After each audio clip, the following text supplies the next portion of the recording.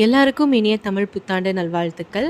இன்றைக்கி மார்னிங் சூப்பராக ஸ்லோவாக ஸ்டார்ட் ஆச்சு. அதுக்கு முக்கியமான ரீசன் பாப்பா இன்னும் தூங்கிட்டு தான் இருக்கா. அவள் எழுந்துக்கிறதுக்குள்ளே எல்லா ஒர்க்கும் முடிச்சாச்சு. பாப்பாவுக்கும் எங்களுக்கும் சட்னி அரைச்சிட்டு இட்லி ஊற்றி வச்சுட்டேன்.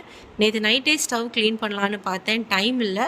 அதனால் மார்னிங் எழுந்ததும் ஸ்டவ்லாம் க்ளீன் பண்ணிவிட்டு கொஞ்சம் பாத்திரம் இருந்துச்சு, அதே வாஷ் பண்ணி வச்சுட்டு குளிச்சுட்டு வந்தாச்சு. என்னைக்காச்சும் ஒரு நாள் தான் நம்மளுக்கு இது மாதிரி ஃப்ரீயாக ரிலாக்ஸாக கிளம்ப டைம் இருக்கும். அதை யூஸ் பண்ணிக்க வேண்டியதுதான். ஃபேஸில் சீரம் அண்ட் மாய்ஸ்சரைசர் போட்டு ரெடி ஆயாச்சு. இந்த ப்ராடக்ட்ஸோட லிங்க் வேணும்னா கமெண்ட் பண்ணுங்கள், நான் டிஎம் பண்ணுறேன். வீட்டில் பூஜை பண்ணிவிட்டு அம்மா வீட்டுக்கு போய் லஞ்ச் சாப்பிட்லான்னு பிளானு. பூஜை ரூம்லாம் ரெடி பண்ணிவிட்டு ஒரு பிளேட்டில் பலா வாழை வச்சுட்டு கூடவே ஏதாச்சும் ஒரு ஜுவல் அண்ட் காசு தட்டில் வச்சு சாமி கும்பிட்டாச்சு.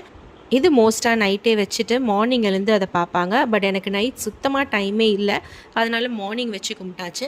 அதே மாதிரி தண்ணியில் வேப்பம்பூ, கொஞ்சமாக புளி, மாங்காய், வெல்லம் எல்லாம் சேர்த்து அதையும் வச்சு கும்பிட்டாச்சு. நெக்ஸ்ட் வீக் இன்லாஸ்லாம் வராங்க ஊரில் இருந்து, அதுக்காக கொஞ்சம் பர்ச்சேஸ் பண்ணுற வேலையும் இருந்துச்சு. ஸோ சரவணா ஸ்டோர்ஸ் போயிட்டு குல்ட் அண்ட் பில்லோஸ்லாம் பார்த்துட்டு வந்தோம். செட் ஆகலை, அதனால் வீட்டுக்கிட்டேயே ஒரு பெட் ஷாப் இருந்துச்சு, அங்கேயே வாங்கிட்டோம். இன்றைக்கி ஃபுல்லாக வெளியில் சுற்றிட்டு இருந்தோம். அடிக்கிற வெயிலுக்கு சுத்தமாக முடியலை. வீட்டுக்கு வரவே நைட் ஆயிடுச்சு. ஸோ சாப்பிட்டு படுத்தாச்சு.